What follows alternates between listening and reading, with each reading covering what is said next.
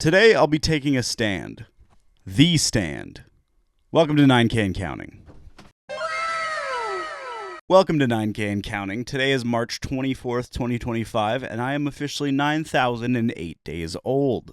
My name is JP, short for Stephen King. Today I'm going to be talking about books, more specifically books by one specific author. In mid-2024, I decided that I would take on the entire bibliography of one author, not exactly knowing what I was walking into. I decided that I would read through every novel written by American writer extraordinaire Stephen King. Boy, oh boy, has he written a lot of things. Over 70 novels, in fact. And I've only read 8.5 of them. Let's go through the ones that I've read really quick. Number 1, Carrie. As far as debut novels go, this is a banger of a start to your literary career. It follows 16-year-old Carrie, who has been bullied most of her high school life because of her insanely religious mother, her weight, and her clothes. After traumatically getting pranked by her fellow classmates because kids are the worst, Carrie absolutely loses it, revealing that she has telekinetic powers and basically goes berserk, exploding the school that she goes to and destroying several buildings in the town that she lives in. I won't spoil anything more. I'm not going to spoil the ending of any of these novels, but it is interesting how this book kind of sets the scene for a lot of characters with psychic powers and also hints of a shared universe in King's books going forward from here. As you can probably guess at this point, I am reading through his books in chronological order, in the order that King published these novels.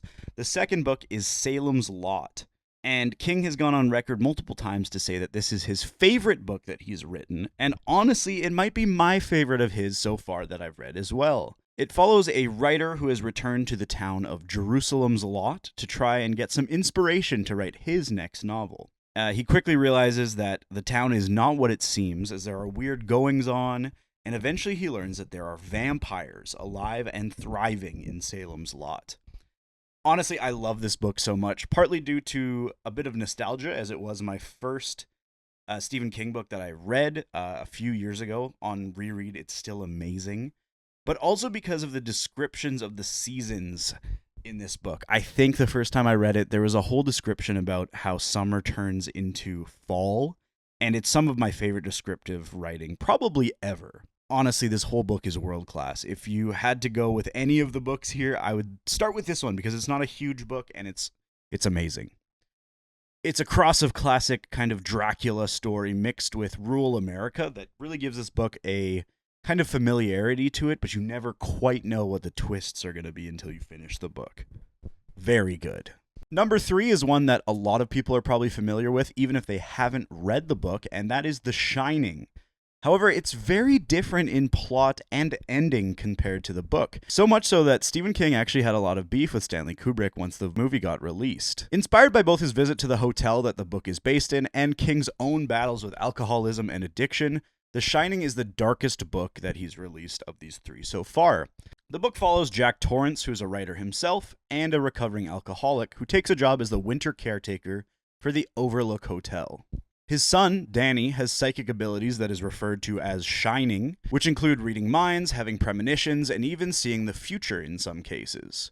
Over the course of the book, Jack slowly gets more possessed by the evil spirit of the hotel as he destroys things like the two-way radio and the snowmobile, some of the only ways that the family can get out of the hotel alive. Honestly, the horror of seeing Jack lose his own fight with his dark side because of the isolation and the hotel's spirit egging him on really shows kind of how horrible addiction can be. And it's interesting, again, we see more children specifically with psychic powers, linking this with Carrie and even hinting that there are other people in the universe that have this kind of shining ability. Moving on to the 4th novel published by Stephen King, this one under the pseudonym Richard Bachman. However, you probably will never see this book in a bookstore again, and for pretty good reason. This book is Rage. It follows a student, Charlie Decker, who after having issues with his teachers for months, finally decides to quote-unquote get it on as he pulls out a gun and takes out his algebra teacher, taking the entire class hostage. Over the next 4 hours in the book, Charlie messes with the principal, the police, and the school psychiatrist, threatening the worst for the other students that he's holding hostage. This is probably the most uneasy I've ever felt reading a book, for good reason. And the reason that Stephen King has taken this book out of circulation is due to a number of school shooters referencing rage as a source of inspiration for their disgusting acts, especially in the late 80s and the early 90s. Obviously, this is a very powerful novel, but I completely understand why King doesn't want the public to read it and just not have access to it. The only reason that I actually found a copy of this was that my uncle had an old copy of a collection called the Bachman books that had Rage in it. Very interesting book, but I don't know if I can really recommend it. However, that is not the case for the next novel, The Stand.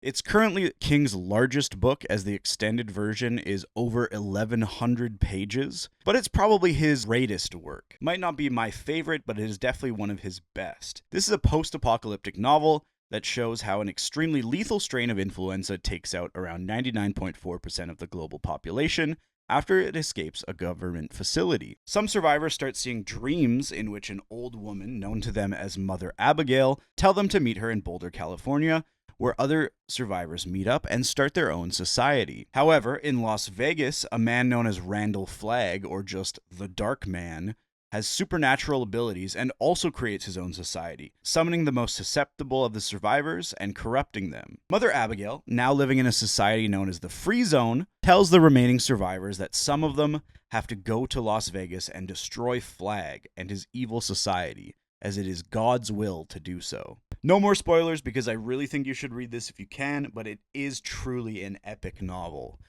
King set out to write something similar to the Lord of the Rings saga, but in a more modern and apocalyptic setting, and I can definitely see the reflection of Lord of the Rings in this.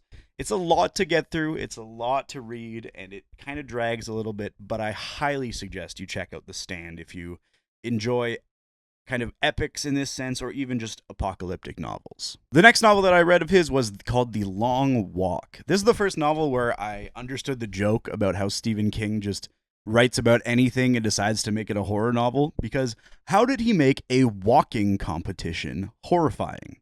In this dystopian timeline, The Long Walk is actually an annual contest where 100 teenage boys walk without stopping for as long as they can along Route 1 in the United States. If each walker drops below a certain speed 3 times, they are eliminated permanently. The story follows Ray Garrity and his conversations with the 99 other boys on the walk, which go from lighthearted teasing at the start to deep conversations about sexuality and fitting in.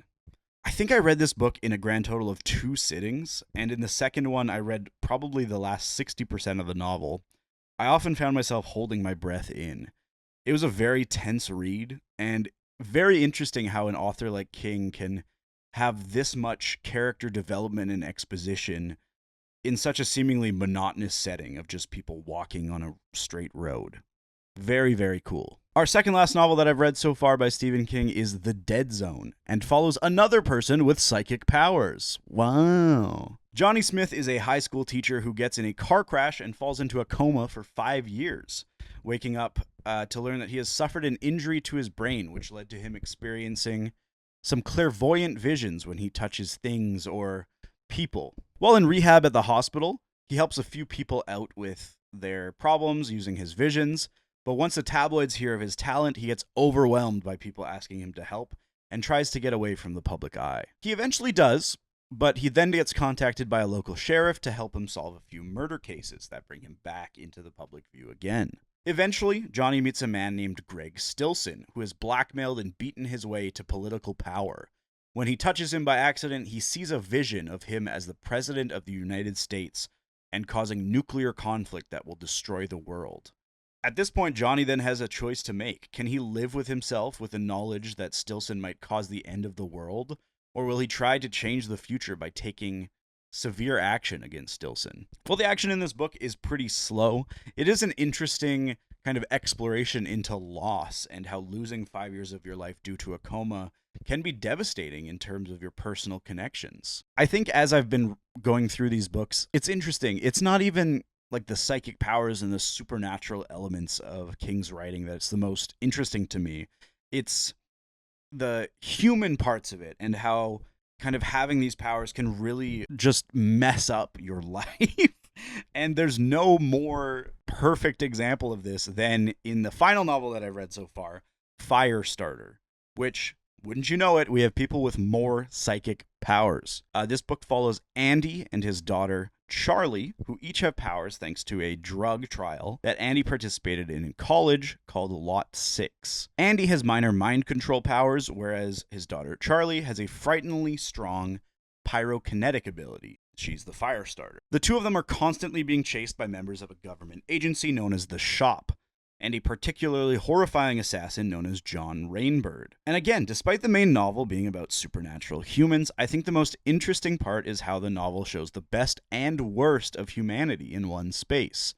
There are characters in the book that help out Andy and Charlie despite having nothing to gain and everything to lose, while the members of the Shop are some of the most evil people that King has written. Another phenomenal read and another ending that is not storybook, it's not fairy tale. Everything is not going to be okay. I don't think you should ever go into a King novel expecting the end to be good or complete. It's kind of good might prevail, but at what cost, really? But that's it for the King novels I've read through so far. I'm currently about halfway through the next novel, Roadwork, but I won't talk about that here. That'll be for another episode, I'm sure. Anyways, which of these novels have you read before? Are you a Stephen King head like myself, or have you not really checked his stuff out? Are there any authors that you guys are reading through that you'd like to recommend? Am I weird for following through an author's bibliography? Let me know in the comments. I love to get some book recommendations from you guys, since I can only read so much Stephen King horror before I need a book as a palate cleanser in between. As usual, here is a quote to end off the episode, with this one actually being from the novel The Stand. The place where you made your stand never mattered, only that you were there, and still on your feet. Here's to getting another day older. Bye!